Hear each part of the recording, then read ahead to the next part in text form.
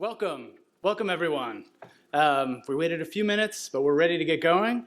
Thank you for being here tonight for our timely and important presentation, conversation, community discussion on the policy and ethics of U.S. arms transfers to Israel with former State Department official Josh Paul, I've had the pleasure of chatting with today, whom we're delighted to host this evening, and thanks to him for meeting with many members of our community, our faculty, our staff, and others today and tomorrow.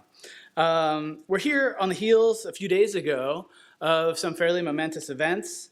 The UN Security Council resolution that demanded a ceasefire.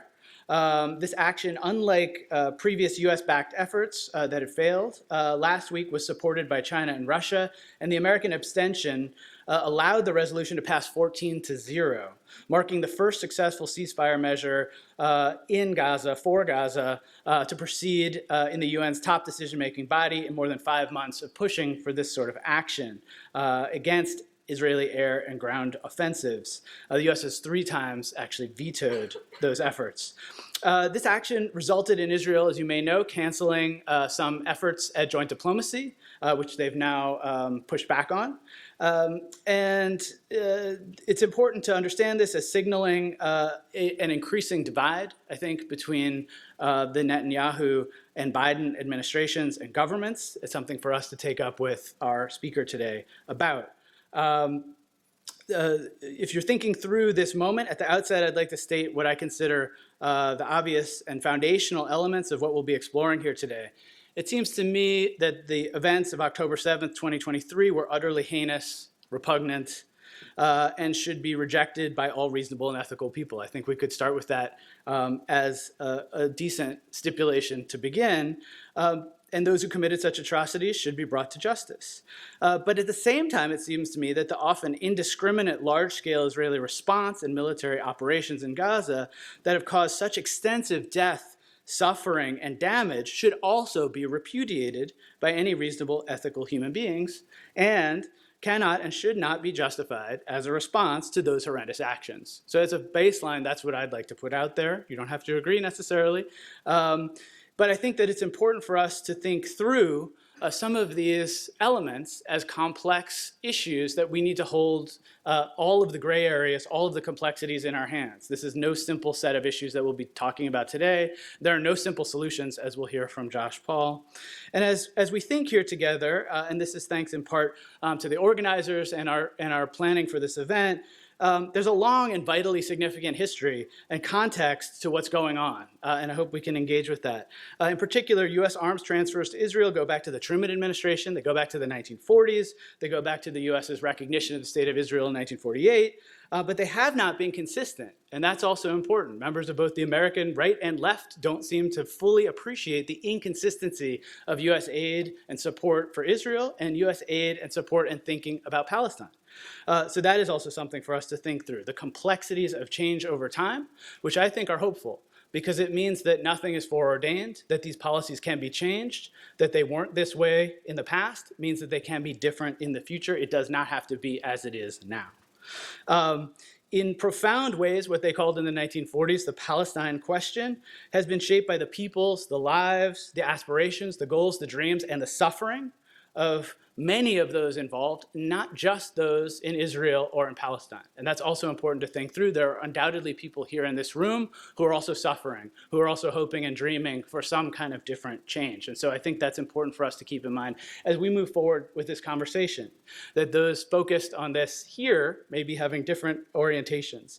One other way of framing this, and then I'll get into our introductions and we'll jump right in, is to think about what was just released. If you've been following this news, and probably you have since you're here, Gallup polling released as of yesterday said a majority in the U.S. now disapprove of Israeli action in Gaza. Approval has dropped from 50% to 36% just since November. So what do we do with that? What does it mean that Americans aren't approving? And is there an American-centric solution? Does it matter what Americans think at all in some ways? I hope Josh Paul will enlighten us a bit on that. Similarly, Americans can't locate those countries on the map, unfortunately. Americans don't know where more people have been killed in the last 6 months. What do we do with that fact? If you look at some of this other polling, when asked, issues related to Israel and Palestine do not register highly. When Americans are solicited for names of places with problems that face the U.S. Nor do those issues rank highly when Americans rate each of the several international issues that are critical to the U.S. Americans don't list them on the top 10 lists. Is that a good thing? Is that a bad thing? Is that simply the reality? As we're here in this conversation, in this community, it's worth foregrounding that set of questions, and I'm eager to hear what Josh Paul has to say about that. All right, so before we go any further, a few thank yous, few introductions. I'm Chris Nichols. I'm the Wayne Woodrow Hayes Chair in National Security Studies. I'm a professor of history here at OSU. I'm really pleased to be here with you all today, facilitating and moderating this conversation. I'll say a few words of thanks. Special thanks to today's event organizers and sponsors, faculty and staff for Justice in Palestine, Students for Justice in Palestine at OSU, Jews for Justice in Palestine at OSU, and the Jewish Voice for Peace in Central Ohio. It really takes a village to organize and orchestrate events like this. There's been some amazing folks involved. And I'd like to provide particular thank yous to the Fawcett Center staff, with special thanks to Angelina Green. And additional thanks go out to all the volunteers who you've seen around. And if you have any questions, the people in orange and yellow vests are the ones to go to. Thanks especially to Homa Rizvi, Fasi Ahmed, Jordan Robinson, Alex Kempler, Amy Schuster, and Fadi Suleiman. They've all been fantastic to work with in organizing this. I look forward to being involved with more events with them in the future. In terms of our speaker this evening, and in terms of what we're up to, it's important to think about this as a moment and a place for civil discourse. A goal here for us is to confront every kind of issue related to the issues at stake today, and to do so respectfully, to do so hoping to and aspiring to engage truthfully and generously, listen, learn, and move forward together as a community, not pontificate, and in a way this is all about listening, learning, thinking, and considering the perspectives of others in some fundamental ways. So that's an essential way for us to think. This remains a difficult and raw subject, so when we are talking, we'll have several ways of asking questions. I hope you'll keep that in mind. Without further ado, it's my pleasure to introduce Josh Paul, who I've had a chance to talk with, and I'm really impressed by. His ethical commitments are fascinating and wonderful, and I'm so glad he's out here informing wider publics. You may have heard or seen him in a number of major media appearances since fall 2023, including several notable and worth watching, if you haven't yet, interviews on CNN. He resigned from the State Department in October 2023 due to his disagreement with the Biden administration's decision to rush lethal military assistance to Israel in the context of its war on Gaza. He had previously spent over 11 years working as a director in the Bureau of Political Military Affairs, which is responsible for defense diplomacy, security assistance, and arms transfers. He previously worked on the security sector reform, both in Iraq and the West Bank, where he's lived, with additional roles in the Office of the Secretary of Defense, the U.S. Army staff, and as a congressional staffer for Representative Steve Israel, who's a Democrat from New York. Josh grew up between London and New York, holds master's degrees from the Universities of Georgetown and St. Andrews, Scotland. He's currently a non-resident fellow at the organization Democracy Now! For the Arab World, DAWN, and a recipient of the 2023 Callaway Award for Civic Courage. So without further ado, please help me in welcoming Josh Paul.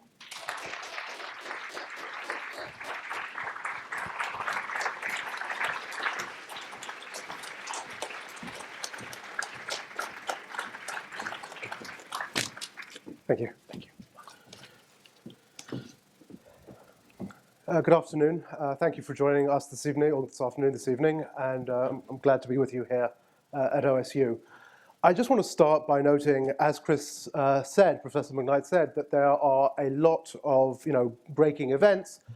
There's one in particular I want to draw your attention to, which is that today the International Court of Justice issued new provisional measures that it requires Israel to adhere to. And in doing so, the International Court of Justice wrote that famine is unfolding in Gaza. So what we're here to talk about is not something theoretical. It's not a simple matter of political science, theory, history. It is something that is happening right now, and is happening, as we will talk about, in great part by our own complicity and our own actions as citizens and taxpayers here in the United States. So let me start by just backing up. And what I'll do is I will, for those of you who aren't familiar, I will explain very briefly why I resigned from the US State Department. Then I'll provide some more context there, walk through some of the history of the US-Israel defense relationship, look at some of the laws and policies that are in question here, and then sort of think about what the implications are of this moment for all of the actors involved. So I resigned on October 18th from the State Department, from the Bureau of Political Military Affairs, where I'd worked for about 11 and a half years. And I did so for three main reasons. The first was the scope and scale of the suffering that was being unleashed on Gaza with US origin weapons, with bombs that the US had provided. I don't believe, and I honestly don't think that anyone in government, I'd like to think, believes that when we provide security assistance to a partner, when we provide arms to a partner, they are being provided to kill thousands of children. And yet that is, already by the time I left on October 18th, there were between 2,000 to 4,000 people who had been killed in Gaza with US munitions. So that was the first reason. The second reason, and we'll talk about this a bit more too, is that I think that this current moment, this current attack on Gaza and this use of US weapons to kill so many comes at the end of what has become ultimately a broken policy process. It comes at the end of 20 years of failed policymaking that has not achieved its objectives. But, and then this is the third reason I left, when I tried to raise these concerns about the deaths that we were seeing unfolding, about the contribution we were making to them at a time when we were being told to move as quickly as possible on approving anything that Israel requests, bombs, guns, other technologies. When I tried to raise that concern, when I said, hey, can we stop and think, if the whole purpose here is to provide Israel security, look what's going on right now, that is clearly not working. Can we stop and ask ourselves why it isn't working, what's gone wrong? The answer was no. We need to move forward as quickly as possible with these arms, with this assistance.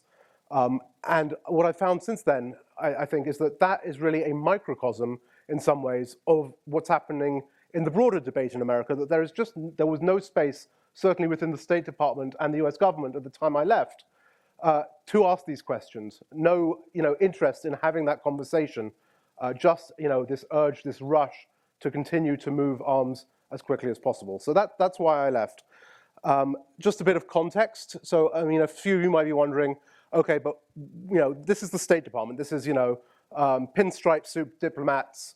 What has this got to do with weapons? So the answer is, essentially since the Marshall Plan, since World War II, oversight and management of military assistance and arms transfers has been vested by law in the State Department. And there's a theory behind it. It's not a coincidence. It's because the US sees security assistance as a tool of foreign policy. When we provide arms to partners around the world, or security assistance to partners around the world, we are first of all having an impact on regional stability. We are also building long-term relationships with those partners. We are bringing their officers into the US for training, for generations, right? We are bringing mechanics over here for training. We are sending parts and components that will keep the armed systems, the fighter jets flying, the tanks rolling. And so this is all in service of US foreign policy, whereby we can then turn around and use that relationship to influence how partners act, to encourage them to participate with us in coalition operations, to encourage them not to abuse human rights, for example. And I found it particularly striking in the last couple of weeks. This question has been asked repeatedly of Matt Miller, the State Department spokesperson. Why won't the US tell Israel to stop doing what it's doing, to change its course? And his response has been, we don't tell other sovereign countries what to do. The very reason that I resigned from the State Department was because that is where the ability to tell other countries what to do based on our arms transfer is vested. If that wasn't the case, I guess I would have resigned from the Commerce Department.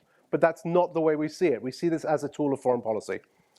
And so that's the first thing. And then, so just to put some further context, and we'll get more into this on the back end, but when we are talking about security assistance, I just want to clarify a couple of things, because it's a term that's thrown around a lot. So when I'm talking about security assistance, when the State Department or most in the US government are talking about security assistance, they are talking about grant military assistance. This is US taxpayer funding appropriated by Congress that we give to countries around the world, theoretically, to buy American defense equipment and training. So, for example, the State Department gets from Congress every year about $6.1 billion that we then provide to countries in order to buy into the US defense relationship. That is separate from the mechanism of transfer, which are foreign military sales, direct commercial sales. Those add up to about $180 billion a year in exports every year, defense exports from the US. We are by far the world's largest exporter of arms. We have about 41% of the market and growing. And again, the theory here is that this provides us with relationships. It also obviously has a significant impact on the US economy in many congressional districts. There's a defense manufacturer in every congressional district. And boy, don't they tell you about it. So the role of the Bureau of Political Military Affairs is essentially to manage the security assistance, oversee the arms transfers, and also build on top of those defense diplomacy, make agreements with other countries that enable US forces to deploy overseas, provide foreign policy advice to the Defense Department. And so that's the bureau I was working in. And I'll note that one of the reasons I resigned was specifically because that's the bureau I was working in. In my role there, I was part of the approval chain for all major arms transfers. And so it's not just that I was looking on this and saying, oh, this is something we shouldn't be doing. It's that I was having things come into my inbox saying, hey, please approve this arms transfer by 3 p.m. And so that's where I stood back, because I had that direct link. So let's stand back from the technicalities for a second and look at the history here of the US-Israel defense relationship, which underpins the arms transfers we're talking about now. And I think Professor McKnight Nichols made a good point in opening that it has not been constant. So today, when US officials go in front of Congress or go in front of the cameras, and you'll have heard this phrase, they talk about the ironclad relationship, that Israel has an ironclad set of assurances from America that we will be supportive of it, that we will not attach conditionality to our arms transfers. Again, the relationship is ironclad. And this is something that is drilled into you in State Department before you go up for a congressional hearing, where, if it's possible that Israel will come up as a question, you think to yourself, okay, or there's a preparation session, and they say, okay, well, what if they ask you, how do you feel about the US relationship with Israel? And the answer is, I believe, we have an ironclad relationship with Israel. By the way, that's how you know that we're talking about Israel and not Taiwan. If you're talking about Taiwan, we have a rock-solid relationship with Taiwan. So ironclad for Israel, rock-solid for Taiwan. But it hasn't always been that case, right? So if you go back, for example, to 1948, Israel didn't fight its war of independence with American weapons. In fact, it fought them with Czech weapons and other Soviet bloc weapons.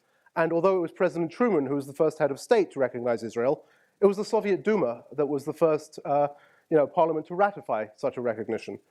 By the time you get into the 1950s, right, so Israel has moved out of the Soviet camp, not that it was ever really in it, but it's certainly moved out of that influence. And its two primary partners are now these two post-colonial powers, the UK and France. And you may recall, in 1956, the UK, France, and Israel attempted to seize the Suez Canal. And it was the US, it was President Eisenhower, who actually threatened to call in the loans of those countries in order to prevent that operation from going forward. Even as late as 1967, right, the Six-Day War, Israel conquers the West Bank, Gaza, Sinai. That was not a war fought with US weapons. That was a war fought with British and French, still, fighter jets. And of course, in the wake of the Six-Day War, the US voted for UN Resolution 242, which still stands and calls on Israel to withdraw from the territories it occupied. So obviously a very different situation than where we are today. Where it really began to change was 1973, right? So this is the height of the Cold War, and Israel is attacked in October by the United Arab Republic, by what we now know as Syria and Egypt, with essentially Soviet backing, or certainly Soviet weaponry. And originally, President Nixon's response is, I don't care, this isn't my problem.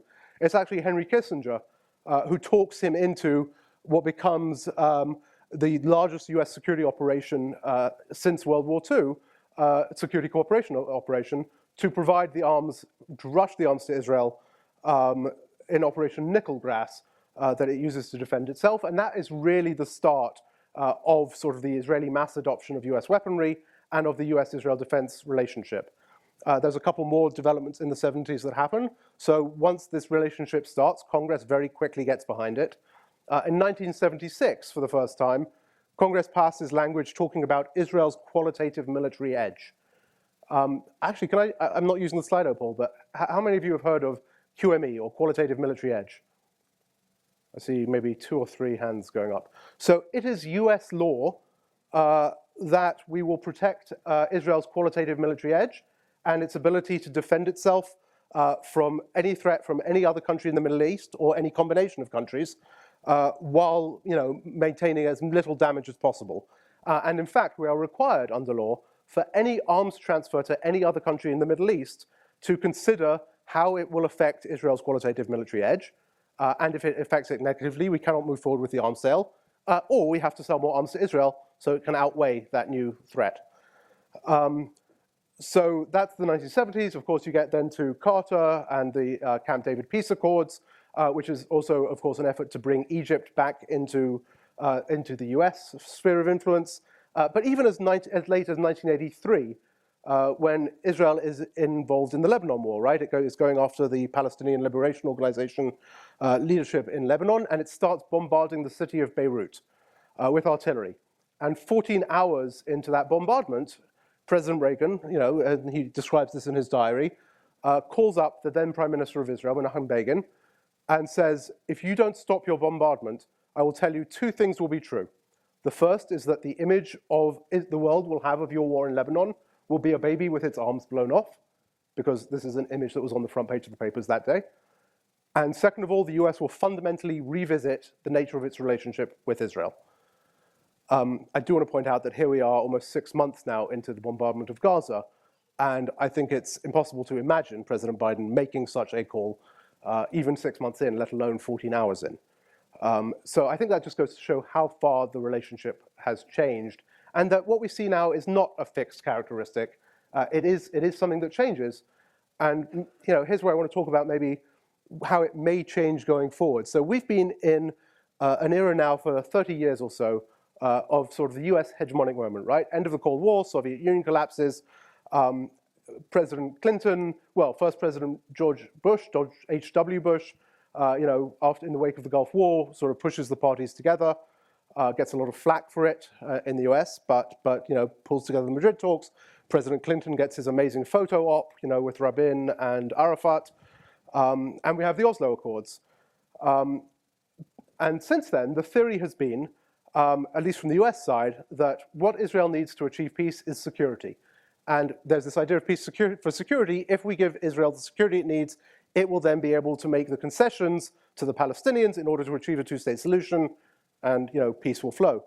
The problem with that, in principle, has been a couple of things. The first is that it hasn't worked, right? And one of the reasons it hasn't worked is that Israel has felt so secure, the US has made it feel so secure, given it so much arms, that essentially has said, we don't have to worry about the peace part. We don't have to worry about the Palestinian part. We don't have to make concessions. We are so secure, we can expand settlements, we can besiege Gaza, we can also build relationships with other countries in the region without having to worry about this piece. We are secure. So it's failed on that grounds, first of all. At the same time, it's also failed because if you look at Israeli politics, there has been a clear trend, a clear movement to the right, driven in a fair amount, but not only, by current Prime Minister Netanyahu, who, of course, 2 weeks before the assassination of then Prime Minister Rabin, who signed the Oslo Accords, or President Rabin, who signed the Oslo Accords, marched in a protest calling for his death. And is now, has under him, we've seen this massive expansion of settlements. So Israeli politics has also shifted. And we've also been in this, again, US hegemonic moment where ultimately there is no real cost. We can go on these absurd, destructive adventures around the world, and particularly around the Middle East, for as much as we are willing to pay for it in terms of domestic politics and in terms of domestic treasury. I think that moment is changing. So we are entering and I think the Biden administration is right, a new era of strategic competition, in which there are other rising powers. American overall power is lowering compared relative to others, although still by far the most powerful country. But there are actually costs to our decisions now in a way that there have not been. And I think that going forward, that will certainly drive some of the strategic calculation when it comes to Israel. But we'll come back to that. The other thing I want to note, and we'll get to the arms transfers bit right after this, I promise, is that the US has not only been providing security assistance to Israel, we've also been providing it in a very different and much smaller way to the Palestinians. And here we failed as well. So there's an organization called the US Security Coordinator. I worked for it in the West Bank in 2008, 2009. It still exists today, whose mission essentially is to build the capacity of the Palestinian security forces. The theory behind it, dating back to the Roadmap for Peace, which is an agreement that George W. Bush pursued in 2004, is that as the Palestinians stand up, the Israelis will stand down, right? It's that same theory about security for peace. If the Palestinian security forces can provide security, Israel won't have to, come into the West Bank, and you can have that peace. Again, that has not worked. One of the reasons is, as the Palestinians have stood up, the Israelis have not stood down. That's problem number one. Problem number two is also the way that we've gone about it. So when I lived in Ramallah, I had a really great apartment, actually, that looked down across a valley. And on the other side of the valley was a town called Bet El, which is an Israeli settlement. It also happens to be an Israeli Defense Forces base in there, the main one for the Coordinator General for the Israeli activities in the occupied territories. And, every once in a while there would be a protest, and people would come down from Ramallah and protest down the streets towards towards Bet El, and the IDF would come out of Bet El, and there would be tear gassing and shooting in the air and all that sort of thing, and this was sort of the regular weekend activity. We got the Palestinian security forces, the Palestinian police, so effective that I could sit there in my apartment in Ramallah and over time watch as the protests would come down of people marching towards the settlement, marching towards the IDF base. The IDF would open their gates and start coming out. And out of nowhere, here come the Palestinian police, putting themselves in between the protesters and the IDF and facing off against the protesters and pushing them back and essentially defending the IDF. And from our perspective then, as I wrote back to Washington at the time, this was a great success, right? Look, the Palestinian security forces are showing that they are standing up and they are providing security. The problem is, what does it do to the legitimacy of the Palestinian Authority, of the Palestinian security forces, when they see their own police force not protecting them, but protecting the IDF? So as successful as we were at a technical level, again, just misread the politics horribly. So, of course, we get into this current situation. I don't want to go too much into the history here, right, on what's happening now, but as you know, so in 2006, there were elections in the Palestinian Authority held elections. The US said, you've got to hold elections. They held elections. They were rated free and fair. Hamas won the elections, not by much. I think it was like 44.2% to 42.3% or something. So not even a majority, but came out ahead. And the US immediately turned around and said, we're not going to recognize the results of those elections, Condoleezza Rice. And this resulted in time, there's a bit more complexity to it, but ultimately resulted in a split between the West Bank, which continues to be ruled undemocratically by the same Palestinian Authority, and Gaza, where Hamas took control in a civil war throughout the Palestinian Authority security forces and took over. And as we know, since then, there have been these occasional exchanges of rocket fire, responded to with bombardments, responded to with rocket fire. And here we are now in this moment where 32,000 have now been killed, where, as I said, the International Court of Justice has declared a famine is unfolding, and where the prospects are just getting worse in every direction you look. So into this, the US is providing, people say, what has this got to do with us? So again, we are providing Israel with military funding. How much are we providing? So I talked before about $6.1 billion the State Department gets every year for foreign military financing. Of that, Israel gets $3.3 billion. So of all our global funding around the world, Israel is getting more than half of it. And will continue to do so. We have a 10-year memorandum of understanding we've signed. It went into effect in 2018. It's going to run to 2028. With that $3.3 billion, unlike for every other country in the world who gets that sort of funding, for most countries, once they get the funding, you have to think about allocation. You have to notify it back to Congress. Here's what we're going to do with it. For Israel, under law, it is considered obligated upon appropriation. That means as soon as the president signs the Annual Appropriations Act, as he did just this past weekend, that money is Israel's. Also, unlike most countries, so for everyone else, that money then goes to the Department of Defense and sits in a financing account over there until it's spent. For Israel and also for Egypt, that money actually goes to the Federal Reserve Bank of New York, where it sits in an interest-bearing account until they draw it down. So not only is Israel getting $3.3 billion in foreign military financing, they're also getting Federal Reserve interest on top of that, which of course we're in turn borrowing from China. Anyway, another difference. So for most countries, we provide them with this foreign assistance in order to buy into the US economy and to buy into the US defense industrial base.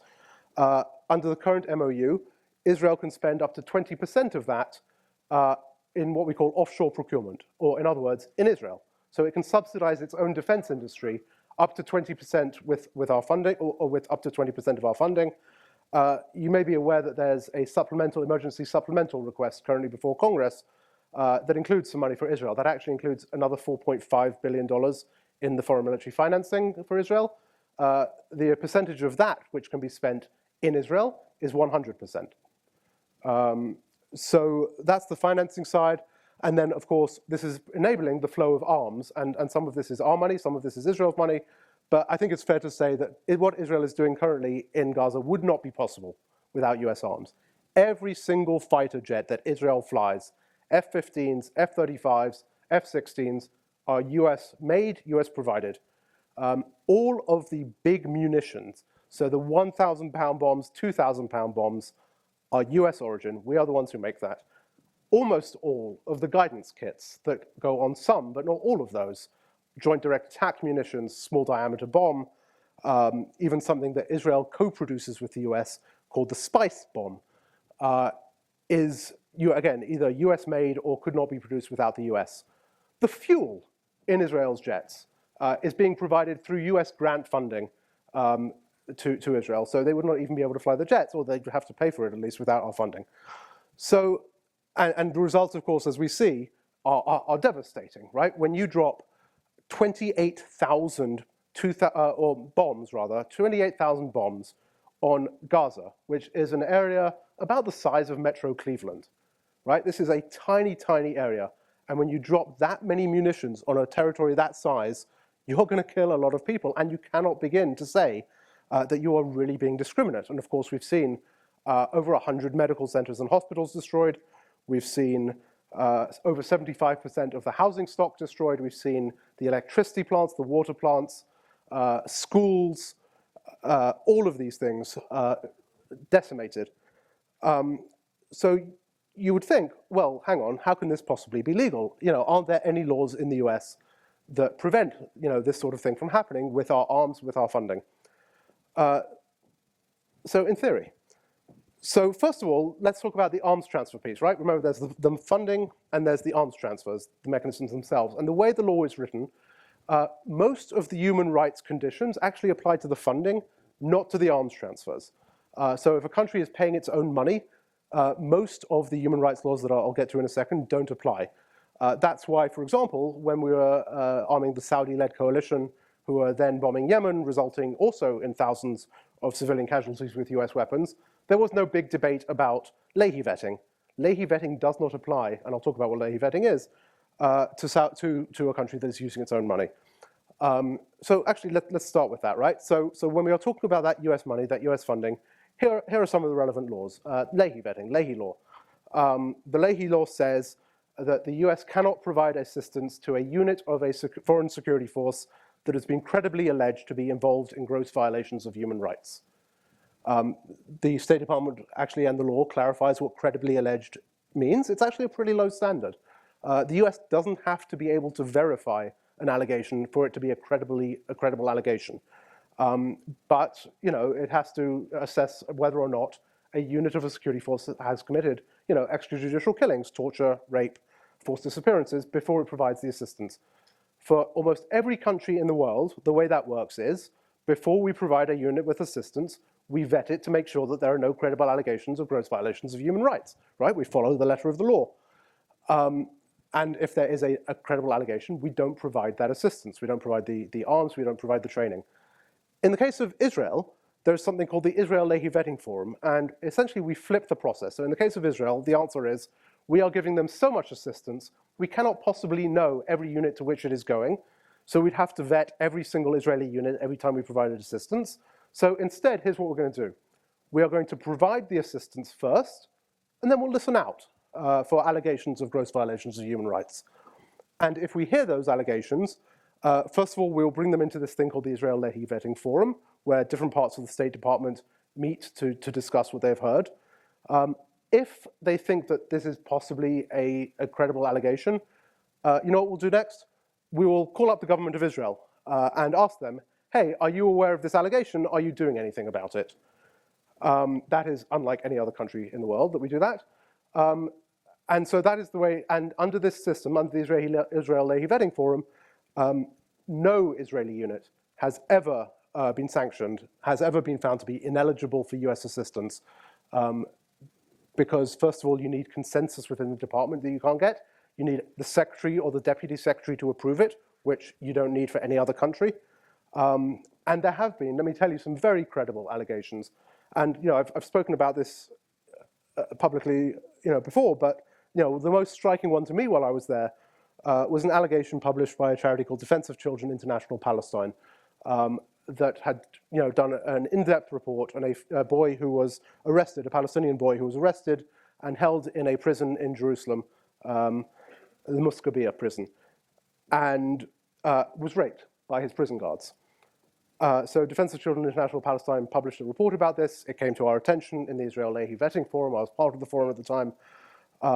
We looked at it. We found that it could possibly be a credible allegation of a gross violation of human rights. We sent it to Embassy Jerusalem and said, hey, here's the next step. Next step is you guys have to call up the Israelis and ask them what they're doing about this. Are they aware of it? What are they doing? So Embassy Jerusalem reached out to the government of Israel and said, hey, we are aware of this potential allegation. And the next day, the IDF went into the offices of the Charity of Defense of Children International Palestine and took all their computers. And then several months later, designated them as a terrorist organization. And the US cut off ties with them. So that's Lehi vetting. Just a couple more, because I realize I'm going on for a bit here. But there's also, as some of you may be aware, law section 620I of the Foreign Assistance Act, which says that we cannot provide assistance to a country that is prohibiting or otherwise restricting the delivery of US-funded humanitarian assistance. We are currently airdropping, MREs, food into Gaza because Israel is not letting trucks through. The National Security Advisor, Jake Sullivan, has said that we want Israel to let more food through. And yet, the Biden administration has not complied with a law that says that we cannot provide assistance if a country is restricting the delivery of humanitarian assistance. So that's another example. So those are the laws that attach to the funding, and theoretically, the funding should not be able to be provided under those circumstances. On the arms transfer side, I'm sorry to say the laws are a lot weaker. The law itself, the main parts of the Arms Export Control Act that apply, simply say US weapons can only be used for the purposes for which they were furnished. I would argue that human rights abuses, mass atrocities, war crimes, even indiscriminate, as the president himself has said, bombing is not a purpose for which US arms are provided. The problem here is that many of these laws are essentially up to the executive branch to enforce against itself. The courts have repeatedly said, although I think we will find new ways to test this in the coming weeks and months, that there is no private right of action, that you as a US citizen cannot come to the US courts and say, hey, I'm suing the US government to stop this. It is only if the Department of Justice wants to start prosecuting a State Department official for approving arms, they can do that. But you, the US citizens, cannot.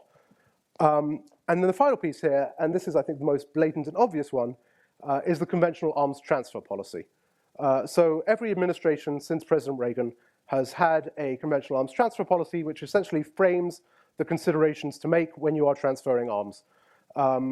And actually, to be fair, the Biden administration's conventional arms transfer, or CAT policy, which came out in February 2023, no, 22, no, 23, just last year, February 23, is actually the best conventional arms transfer policy yet in terms of human rights, because it says explicitly, for the first time, that the transfer of arms shall not be authorized if it is more likely than not that they will be used to commit human rights violations, including increasing the risk of violence against children. How can you possibly argue that the arms we are providing in the context of Gaza, regardless of what you think about what Israel is doing, do not even increase the risk of violence against children? I just don't understand how the administration is. Now, this is a policy, it is not binding, but the administration's position right now is that we are abiding by that policy, that there is not a more likely than not risk, which is just mind-blowing. So let me wrap up with just, that's where we are. Happy to take the discussion forward. Just a couple of quick observations on implications. So look, I think the implications for the Palestinians are clear, right? We've seen this devastation of Gaza. Let's not also forget about East Jerusalem and the West Bank, where there has been entire villages ethnically cleansed in the past few months, while everyone's attention is focused on Gaza, where there have been several hundred Palestinians killed. So the implications for the Palestinians of this current US approach are clear. I don't think this is great news for Israel either, right? So, people say, well, look, if you're pro-Israel, you will say, provide the arms, Israel's defense, all that sort of thing. What is Israel getting out of this? They are going to leave this more isolated than ever before, facing generations more of conflict, facing generations more of not being, included in the broader Middle East, facing generations more of sending their kids to stand at checkpoints and conduct operations into Gaza or the West Bank. I don't get what Israel's getting out of this either, so I don't think this has a positive impact there either, particularly in the long term, but in the short term either. And then what are we, the US taxpayer and the United States, getting out of this? Our credibility is shot, right? We're going into this new era of strategic competition that we were just talking about. And who's going to be following us? Ireland just signed on today, the first Western country to co-sponsor with South Africa the case that is being brought at the International Court of Justice. But you can look at the global South, and we have no credibility now. When we want to rally our allies and partners around issues such as the defense of Ukraine, which is a cause I strongly believe in, who is going to look at us, take us seriously when we say, as Secretary Blinken does, we condemn the bombing of hospitals, we condemn the bombing of schools, we condemn these Russian war crimes, when we are the ones providing the bombs for the exact same acts to be carried out in Gaza. This is also, of course, doing massive and generational damage to our relations across the Middle East, which remains a really important part of the world.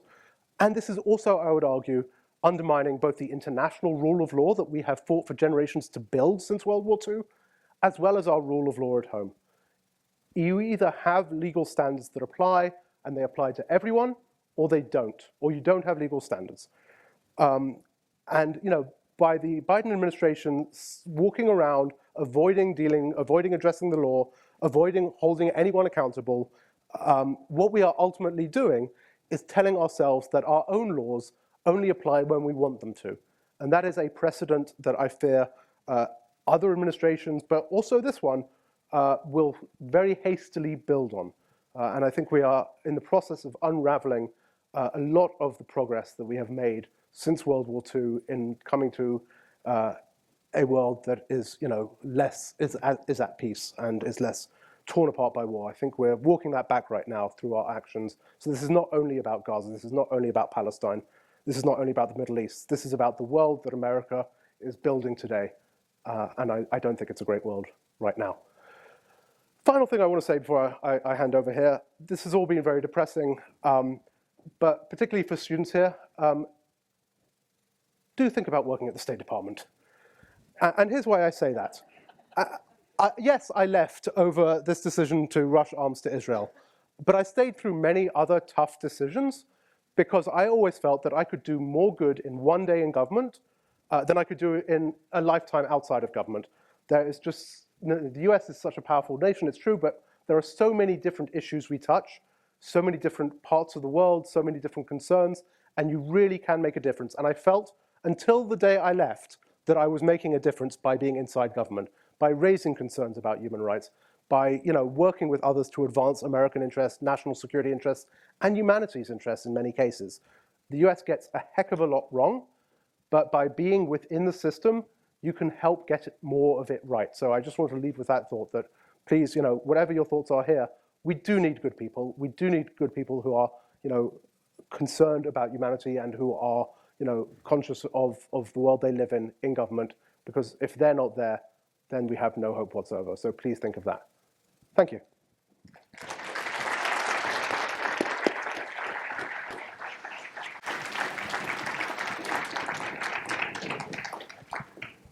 So there are a lot of questions that are pivoting around the U.S. relationship with Israel, what the U.S. can get out of it, why you think there's this strategic partnership that's ironclad, as you put it, and why American citizens, as I was talking about the Gallup polling, and why American policymakers have this disconnect, this fundamental disconnect. It seems like what you just described, Israel's not getting strategic benefits from this. The U.S. certainly isn't. Obviously, Palestinians are suffering. It's a lose, lose, lose, and yet Americans have doubled down. Yeah. I mean, so first of all, I think that there is, as you began by saying, an ignorance about, first of all, the actual politics and nature of the situation in the Middle East, the context, the history, and certainly what is happening right now. So I think the first thing is that, there is just a lack of understanding, and that has allowed, in particular, a lot of stereotypes to develop. Stereotypes about, what Israel is, which I think do not currently reflect the reality of what Israel is, and stereotypes about the humanity of the Palestinians, which, of course, also do not reflect the reality of what I know to be a very warm and welcoming culture. So that's one part. There's also, I think we have to acknowledge, within America, a significant, I'm trying to think of how to say that, I don't want to say disinformation, right, but there's a movie I recommend you watch called Praying for Armageddon, which is about the Christianist evangelical movement and its support for Israel, right or wrong, in the hopes of ultimately bringing about the Armageddon promised by the Book of Revelations. This colors a lot of people's views in America, as does religious belief, in other perspectives and other angles. So I think there is a religious angle to this, and this is one of the world's this is one of the Western world's most religious countries, and I think we can't ignore that fact. There's also, a significant impact here of politics and the role of money in politics, and so let me address that directly. I've talked to, members of congressional staff in the last few months who've said, our office is getting calls at a 10-to-1 ratio for a ceasefire. 10-to-1. But my member got a call from his major donor, and they said they'll cut him off if he takes a step in that direction. I've talked to a member of Congress who said, and who has not called for a ceasefire, but he said to me, look, it's dreadful what's happening. Israel is committing war crimes with the weapons we're giving them. But I will never say that publicly. I don't understand why you go into politics if you're not willing to stand up for what you believe. Although I guess that's a question that sort of answers itself in some cases. But there is certainly a warping aspect here as well, where I think our politics are disconnected from the public polling, right? And we've seen, this is the good news, that there is a shift that, America's younger generation in particular, you all, do see this differently, but that shift is across generations. And so I think there can be hope in the longer term that we will begin to see a shift in American policy because of that, and also because, as I said, the geopolitics are changing, and the burden of our relationship with Israel is now becoming far more obvious than any benefit that we might argue that it accrues. So related to that, a number of people have asked the question, and you and I were talking a little bit about this before. There's the domestic politics of the U.S. ethics and policies related to arms transfers to Israel, and then there's the geopolitics. How do you sort through that thorny abyss? So the way that I think it started with the Trump administration, but I think the Biden administration has adopted it in some ways, but certainly given it a better focus. The way that America views the world right now is through a lens of strategic competition. And certainly that's the way, if you've heard the phrase, the blob. The blob is the Washington foreign policy community, whatever its color, it all sort of shares this sort of mindset. And the blob's perception is that this is all about, today it's all about China, right? That's the big thing. We used to say to each other in the State Department, every congressional hearing is a China hearing. Because, it could be about, overdose deaths, it's about sort of China somehow. It could be about illegal immigration, it's about China. And certainly in the national security hearings, it's all about China. And the Biden administration's approach to that, I think it has been, there is an element of truth there, right? America is a power in relative decline. People's Republic of China is certainly a power in relative growth. At the same time, I think it's a misunderstanding of it to think that it's about this, this great power competition, that it's just two countries facing off. Because I think ultimately there is a competition going on in the world, but it's one about values.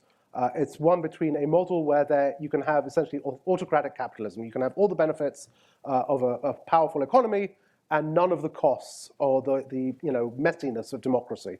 That's a template that is most obvious in China. It's a template that's very appealing to a lot of countries around the world with regimes that are either autocratic or heading in that direction, right? So whether you're talking about the UAE, Saudi, Hungary, there are many examples. In that, I think the Biden administration, rather than saying, no, we will appeal to the people of the world through the strength of our values, has said, no, we will drop back into this Cold War model where we essentially, it's all about building alliances and military strength. And as in the Cold War, who our allies are, having allies is more important than who they are.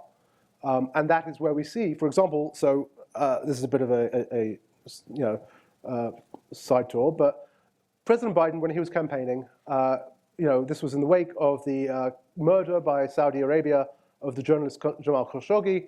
You may remember he was lured into the Saudi consulate in Istanbul and then chopped into little pieces. President Biden said, Saudi Arabia is going to be an international pariah. No one will touch them when I'm president. They'll be a pariah. First thing he did upon coming to office, actually, was suspend an arms sale to the Saudis because it could have been used in the bombing of Yemen. Until right before October 7th, the US was on the verge of turning around to Congress with a mutual defense treaty with Saudi Arabia. This would be the first mutual defense treaty in the Middle East for the US. Even with Israel, we are not obliged by law to come to their aid. They're not obliged by law to come to ours. This would have been the first one. And how do you get that turnaround from international pariah to closest possible ally? Because this whole obsession with China and the idea that at the end of the day, our alliances matter more. And I think that's what's driving, certainly that's driving the continuing effort by this administration to build a normalization between Israel and Saudi, because it wants everyone on the same page, everyone within our sphere. And so I think that's the sort of the geopolitical picture that's driving a lot of this right now. So that brings up a couple questions that when we were planning for the event, we talked a little bit about. Why do other Arab states, with a few notable examples, why has there been such deafening silence? And there's a long history of lip service to Palestinians and no real prolonged action. King Abdullah of Jordan is maybe the one main example right now, and there's joint Jordanian and US operations for humanitarian relief.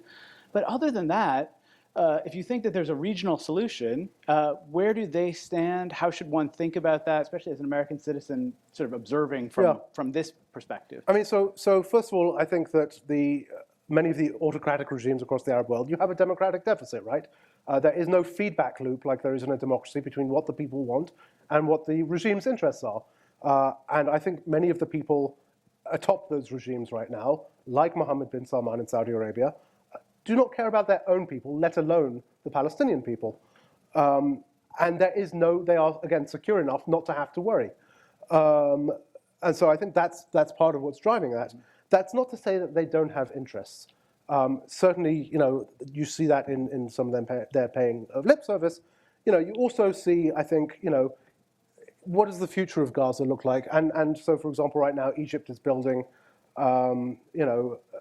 it's first of all not letting people out of Gaza in the south, that's in coordination with Israel, but it's also being funded in part by the United Arab Emirates to build this massive a set of encampments for up to 500,000 people in the Sinai. I think the UAE is interested in extending its influence in Gaza and through the Palestinian Authority.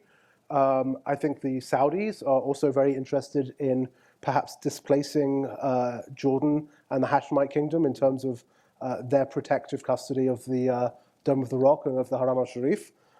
So there are also, individual, aspects at play from each of these countries, where at the end of the day, their interest again is not humanity, and I think that's obviously clear, or the Palestinian people, but it is their own sort of regime stability, strength, and security, and that's what's driving it. Mm-hmm. That's fascinating. I'll turn to a couple on either side, a relatively tough question and its positive valence. So a few people have asserted that perhaps the State Department was willfully making the mistake of standing up the Palestinian Authority policing presence in the way that you described. That's a mistake that doesn't sound authentic to a few folks. And what does it mean to be on the ground doing that work when, at least the way you described it, seemed pretty clear from the start that was not going to be a politically viable solution? I mean, I think it was. So if you go back to the Oslo Accords, they laid out a 5-year time frame for the establishment of a Palestinian state. It was a conditions-based timeline, and Israel, unfortunately, was the one who gets to decide when the conditions have been met, and that's why we never got to that outcome. But then what happened in 2003, 2004 was there was another round of talks, several rounds of talks, and the goal was genuinely, hey, let's get back on track here. I think certainly the situation on the ground had changed somewhat. Settlements had expanded, not to the degree they have now, but had certainly expanded in the West Bank. But I do think the George W. Bush administration, ironically, was making a good faith effort to follow the roadmap to Oslo, to the outcome that the Oslo Accords had laid out. And in fact, I remember the head of the U.S. Security Coordinator at the time was a American Lieutenant General, Keith Dayton. And I remember him standing in front of a graduating class of Palestinian security force officers and saying, you will be the generation that is the first security force leadership of an independent Palestinian state. And he meant it, and that's a US 3-star, and he absolutely meant it when he said it. So I do think there was a genuine effort there. I just think it failed to take account of the politics, and I think we know from the American track record of working with security forces in the Middle East that we often fail to take account of the politics and the context. Okay, so serial failure is part of your answer, unfortunately. Not to be reductive and too flippant. On the positive side, a number of people have suggested that they're proud of you, they appreciate your resigning and coming out, taking this public stand, informing wider publics, but they wonder things like, what reservations did you have in making that decision and going public about the resignation? What advice would you give to others who want to do this? And in another way, and we talked about this before, and you mentioned it in encouraging students to go in the State Department, what is better about being inside, even if the policies are flawed, than being outside and critiquing them? It's a fundamental question for whistleblowers, for conscientious objectors, and for anyone who works in politics, because it's much easier to be outside of it, much easier for me as a scholar to critique what you did in the State Department than to actually do the work. No offense to the scholars or the State Department folks, So what did you think about in resigning? How did you make that cost-benefit analysis? And what are the sorts of things that you thought you could get done inside that then broke with this broken policy, as you put it, they no longer could? Yeah. So it honestly wasn't that tough a decision for me, in part because, again, I was in this direct chain of approval for the major arms transfers, and I could clearly see, as I think everyone can, that things were going deeply, deeply wrong.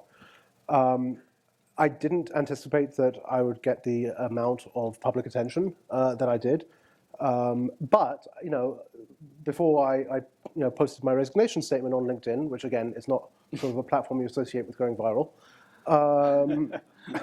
I actually submitted a separate letter to my boss and sat down with them and said, I'm resigning, and they said, well, is there something, we don't want to lose you, is there something else you can do? Can we find you another job in the department?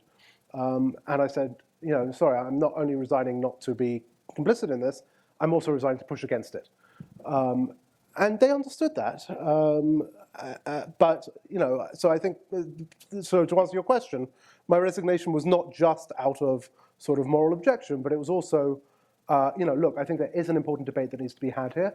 I'm not being able to have it here, either with you in the executive branch or with you guys on the Hill.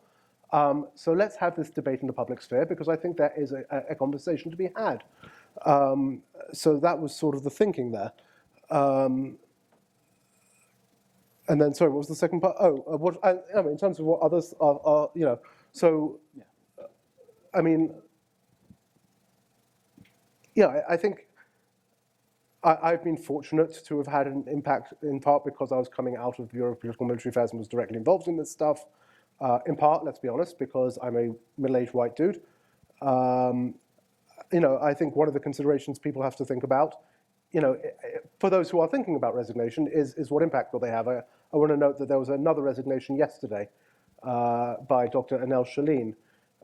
She worked, I knew her when we worked together, she worked in the Bureau of Human Rights and on Middle East human rights. And what she said since resigning yesterday is that it was pointless working there anymore. You cannot get anything done on human rights in the Middle East when you are representing the US that is, complicit in what is happening in Gaza.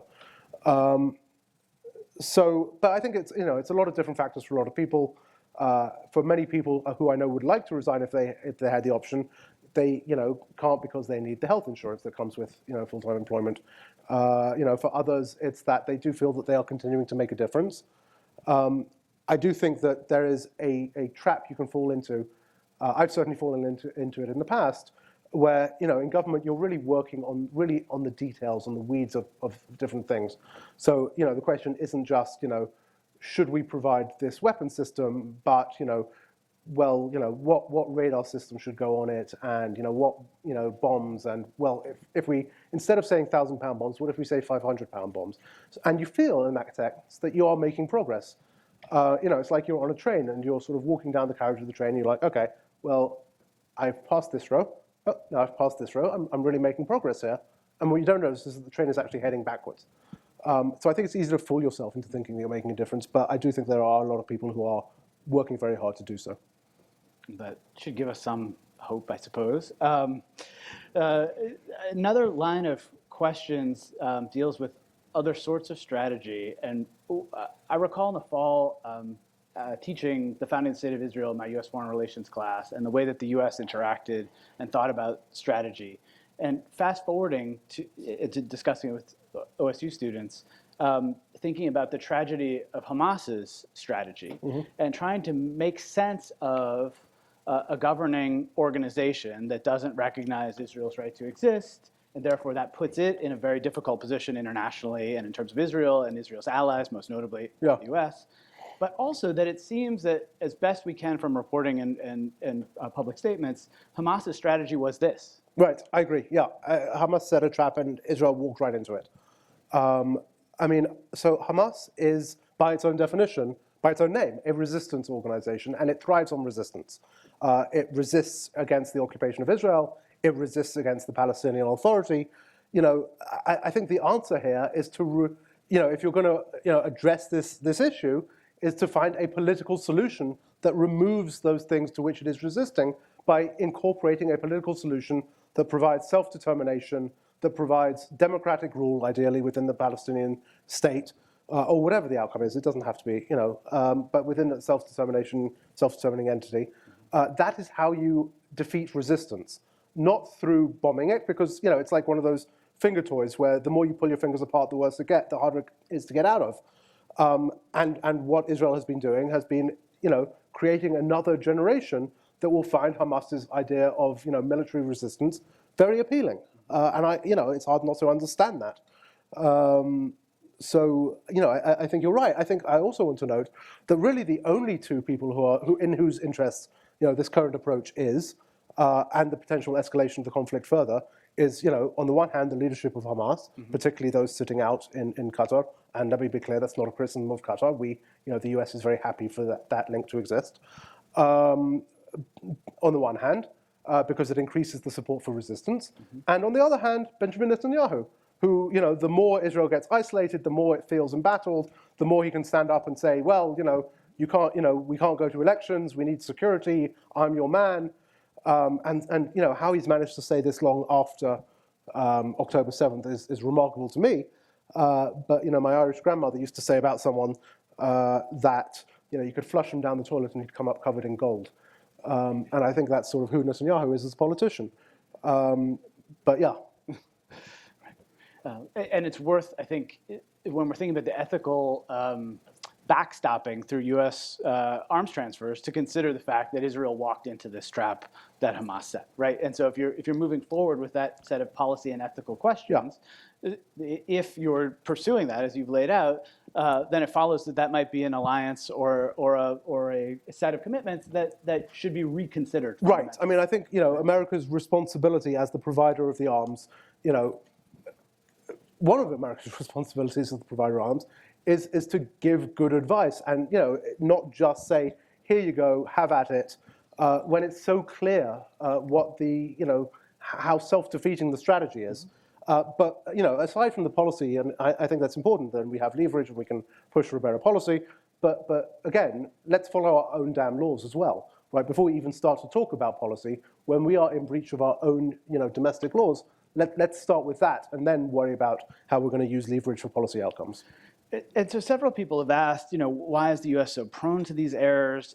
In some ways, is there really leverage at all? I mean, so the pessimists out there, and I count myself sometimes as one, the U.S. used to give economic aid to Israel. It no longer does. Israel is a booming economy. Yep. When we were talking and preparing for this in terms of the tech sector, the U.S. now buys arms from Israel, 1.5 billion or something like that. Right? The U.S. regularly is engaged with and arguably dependent on Israel in new ways, or it depends on, however you want to phrase it. So that relationship is no longer quite the asymmetrical, leverage-laden one that it was in the past. Right. How do you use this leverage, whether it's military, economic, moral suasion in the international system? Several people have asked, is the UN capable? Is this resolution going to do anything? What leverage does the U.S. have? And because you were optimistic in your presentation that there was leverage that the State Department could offer. Do we have evidence that that's true? And might the Biden administration actually change course? Several people said, is there a red line Israel could cross? Might the Biden administration make a significant move to use that leverage? So, on what leverage we have, yes, that we do have leverage. I will say I don't think the funding is the leverage, because as we've said, Israel is a wealthy country. I don't know why we're still giving it $3.3 billion a year. I expect that in 2028, when the next MOU starts, we will be giving it $5 billion a year. But, I don't think that gives us leverage because Israel has its own money. But the weapons themselves do. So, again, Israel could not be fighting this war the way it is without the continuing supply and flow of US weapons. To give you an example, in December, the Biden administration bypassed Congress twice to expedite the transfer of tank ammunition and artillery shells to Israel. It is not the case that Israel was about to run out of tank shells and artillery ammunition.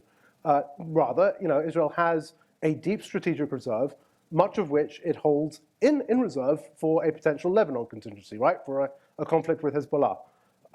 What the US has been doing, essentially, by providing this sort of open flow of arms to Israel, is not just keeping them, from running out, but essentially saying to them, you don't have to make any hard choices. You don't have to dip into that strategic reserve because we'll give you everything you need for Gaza. So by simply cutting off or curtailing some of these systems, the US could essentially, at the very least, force Israel to make some hard choices. What is actually the existential threat? What is actually the greater threat? Is it the remnants of Hamas in Gaza, or is it Hezbollah? And even before October 7th, it was Hezbollah, a much more capable fighting force. So first of all, I think the weapons do really give us leverage, and turning off that tap would, at the very least, force some tough questions to be had. We also, of course, are provide Israel with diplomatic cover. Yes, I don't think Israel is going to follow UN resolutions. I mean, look, one of the unfortunate things, right, is that the UN passed this ceasefire resolution 2 days ago, and then yesterday the State Department says this is a non-binding resolution. It is not a non-binding resolution. That's not how UN resolutions under Chapter 6 work. That's another example, by the way, of the US undermining the rules-based order that we have spent, again, generations building to facilitate what's happening. But so I'm not sure that the UN does. But I think I think Israel would not like it if the US stopped blocking accountability at the International Court of Justice, or for that matter, at the International Criminal Court. Israel also depends, of course, on America for its broader regional security, right? So whether it be the US presence in Syria, whether it be the broader sort of US strategic presence in the region and our deterrence of Iran, these are things that Israel very much needs. And the US therefore has significant leverage, I think. So if you're thinking about the politics of it, if there's a widening gap between Netanyahu and Biden, this is something I was noting earlier, where does this go? Where do you see it going?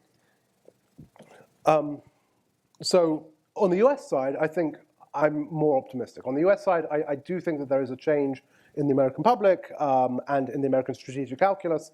And I suspect that probably in time for the 2028 election cycle, we'll see a significant shift, maybe. I'm not optimistic when it comes to where this all goes in the terms of Gaza or in terms of the broader Israeli-Palestinian conflict. Now, I'm sorry to, end on a bad note, as it were. But look, here's where we are.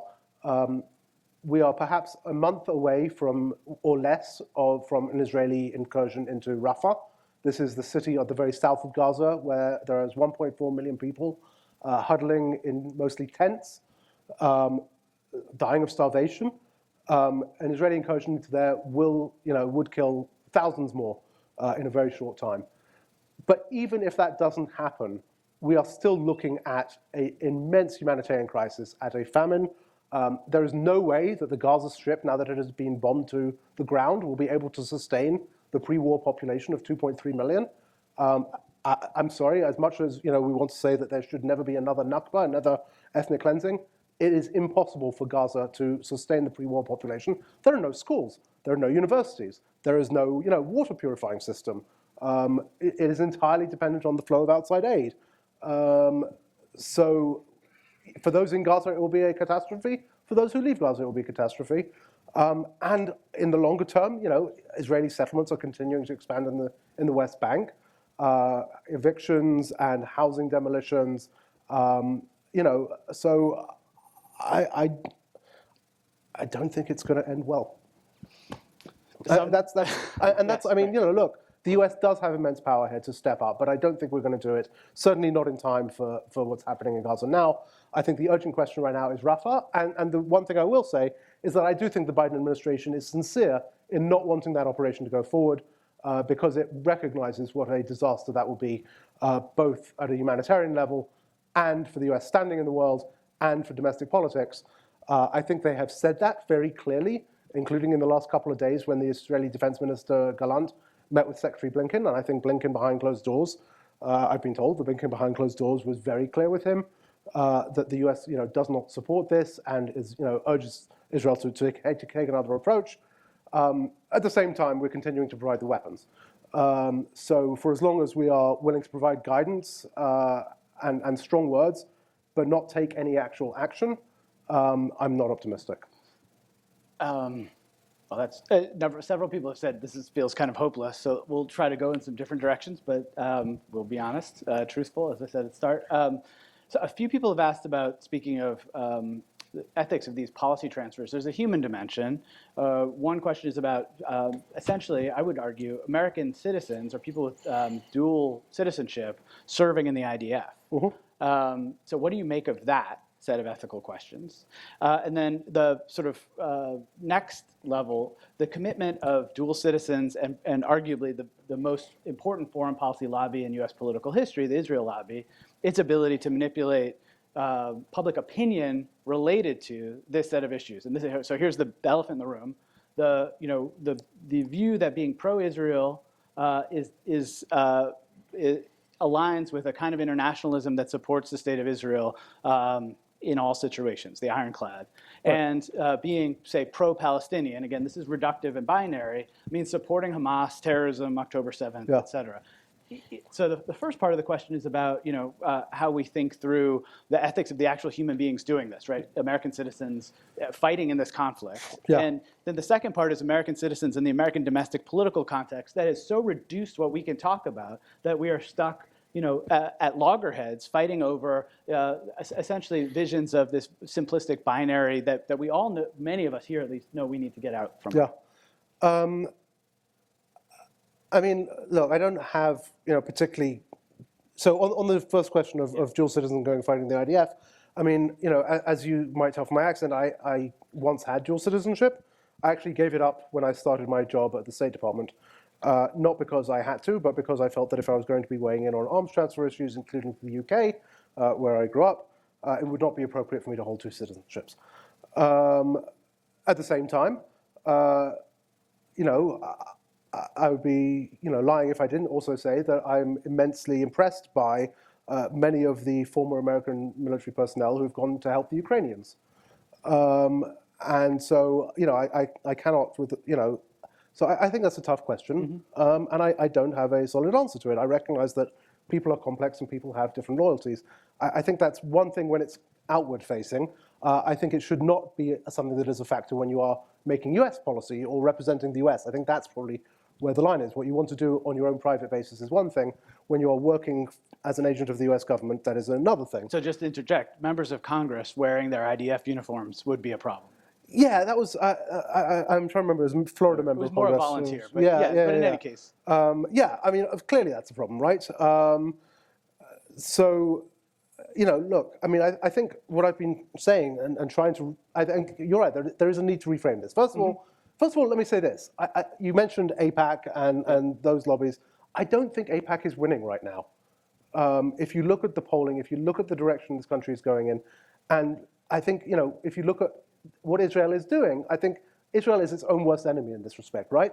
That their actions are driving the American people away from them and into a deeper understanding of what the occupation is and what the Palestinians face.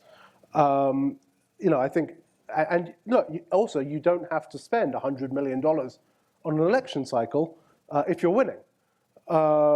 So that's the first thing I would say there. I think there is more broadly a problem, particularly since Citizens United, with the role of money in American politics. That is not unique to Israel-Palestine. The same is true for big oil. The same is true, and climate change law. The same is true for many big tobacco historically. So we have a much bigger problem here than Israel-Palestine, and I think AIPAC is just one piece of that bigger problem. The problem is that in order to correct it, we have to fight in the same space. And I think one of the most important things going forward will be that those who do take a different perspective are able to organize and to build organizations and ecosystems that can, I think, represent something that is more genuinely in America's interest. And on that, let me just say, I think, I say on purpose in America's interest rather than pro-Palestinian or something like that, because I think we do tend to fall, or we have historically fallen into this framing where you're either with Israel or you're with Hamas, or you're either with this side or that side.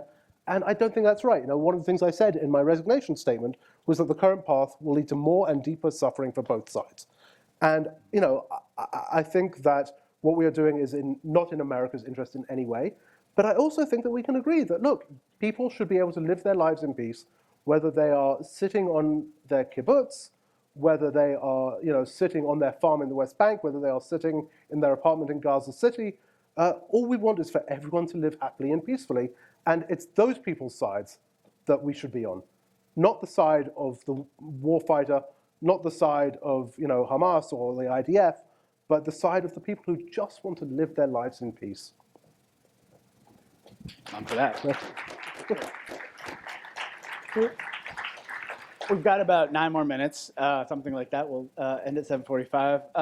A number of folks have also asked, how do protests, how do individual actions have an impact at things like the State Department?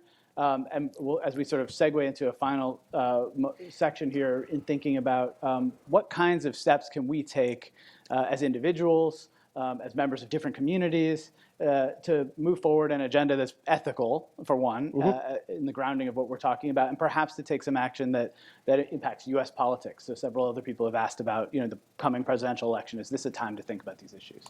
Yeah. So the first thing I'll say is that politics is particularly democratic politics, is a ground-up system, and your voice has the most weight in your own community and at the local level. And so, I mean, let me start with the elections question, right? I'm not going to tell people how to vote. What I will say to people is, regardless of what you are thinking about doing in terms of your presidential candidate, vote the rest of the ballot. Do not vote. Vote for your local council. Vote for your school board. Vote for your member of Congress, because the closer again you get to the local level, the more power your voice has and the more influence you have.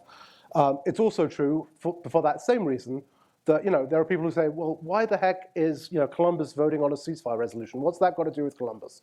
And what difference does it make? And the answer is it does make a difference, because if there's your members of Congress who see that the cities and towns within their districts are voting in this direction, it sends a signal to them, and that filters up, because at the end of the day, it isn't actually, despite everything, it isn't the money that votes, it is the people that vote, and that does matter. So I would certainly say continue to call up your members of Congress, but also continue to engage with local politics, engage with local media. If you go to a members of Congress office in Washington, sure, they'll have the Washington Post and Politico, but they'll also have, I don't even know what the local paper is in Columbus, but the, Dispatch. Inquirer Mail. Okay, the Dispatch. They do read that. They do see the letters to the editor. So I think that really matters. The other thing I think is really important is organizing. Don't just, feel very passionate, show up for a protest, and then go home. There is a real risk, because we've seen this before, that there's a moment right now of energy, of passion. People are very moved by this issue, but it could very easily fall away. America very easily gets distracted. We'll be on to the next thing before you know it. To maintain this push for justice, for a more just foreign policy, for better application of our laws and arms transfer, for a better approach to the Middle East, organization is what, and institutionalizing the energy that there is right now is what is most important. So whether that is joining, if you're not already a member of an organization that is involved in these things, and I know there are several on campus. Thank you to SJP and JVP and others for hosting this, in fact. Or whether that is reaching out to others who are like-minded within your field. So maybe you're in a maths department, finding others within that department who you may not otherwise think of in that context, but building those bridges, and also finding those intersectionalities, right? Because at the end of the day, this is a basic civil rights issue. This is a basic human rights issue. This is not, a Palestinian issue. This is not an Arab American issue. This is not a Muslim American issue. This is a human issue. This is an American issue. And so building those coalitions as well around those issues, around civil rights, around human rights, I think is really important and lasting. And in thinking about those questions and issues, several people have raised the one challenge is if you seek, say, justice for Palestinians or change in U.S. foreign policy to provide the leverage that we've been talking about to perhaps alter the funding, the aid, the transfers of weapons. One challenge we often hear, and this happens on college campuses, is that those efforts themselves are anti-Semitic. Yeah. How do you grapple with that? I mean, look, I cannot think of anything more anti-Semitic than associating the global Jewish community with the war crimes of the IDF. And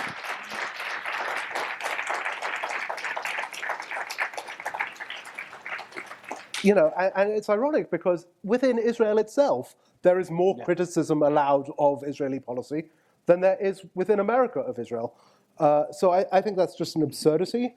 And I would make that point back to people of what is the anti-Semitism here, more than saying that this is offensive to Jews to criticize war crimes. What? It absolutely doesn't make sense.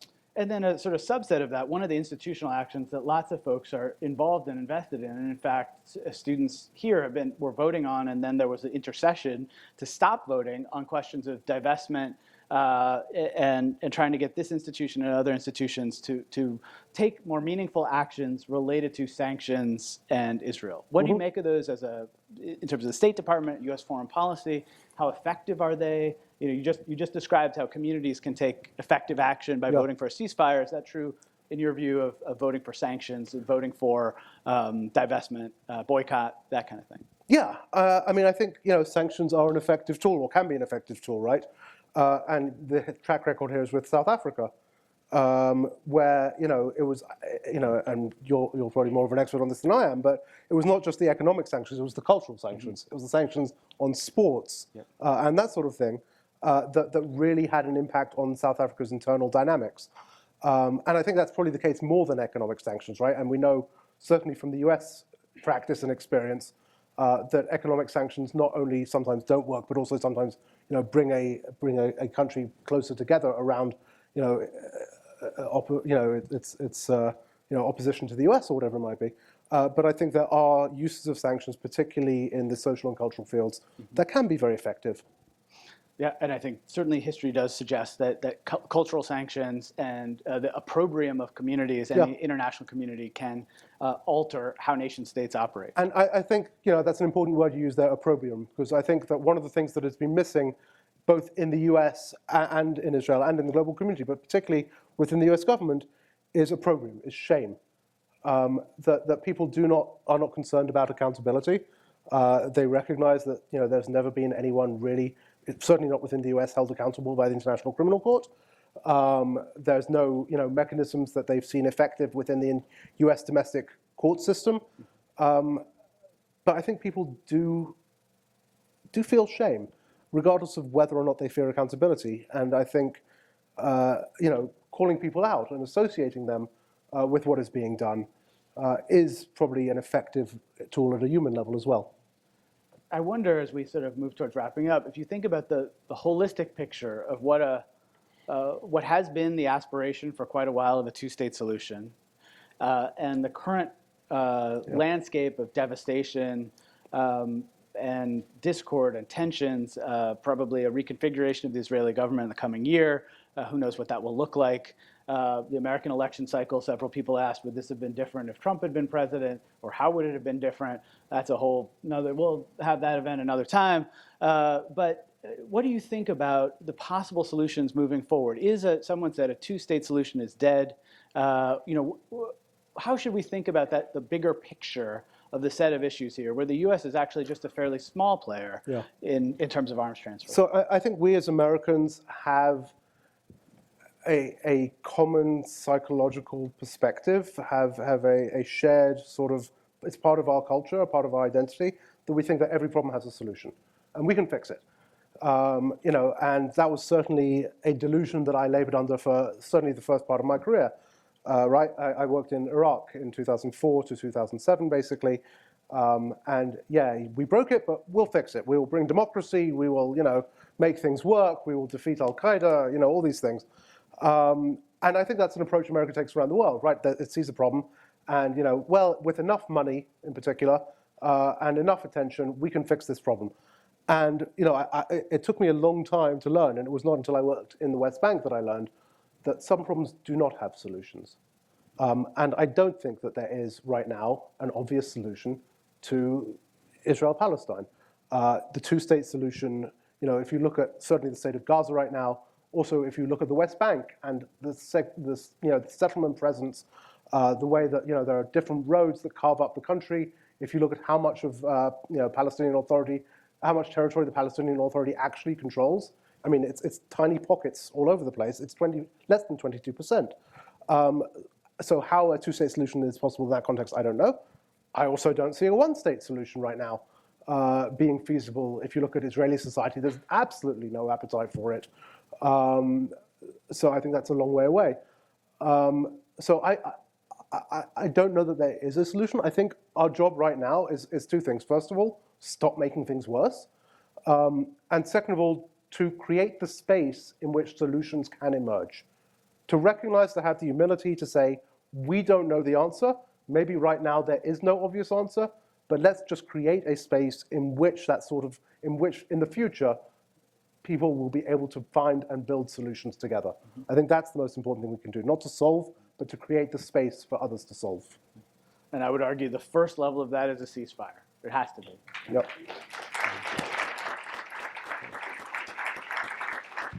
Well, we are at our time for this evening. Thank you so much to Josh Paul for being here. Thank you for you all for giving your time and caring about these really important issues.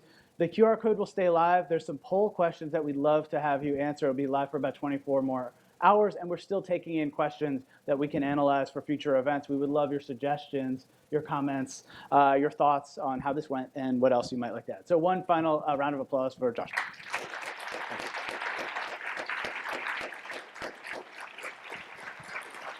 Thank you.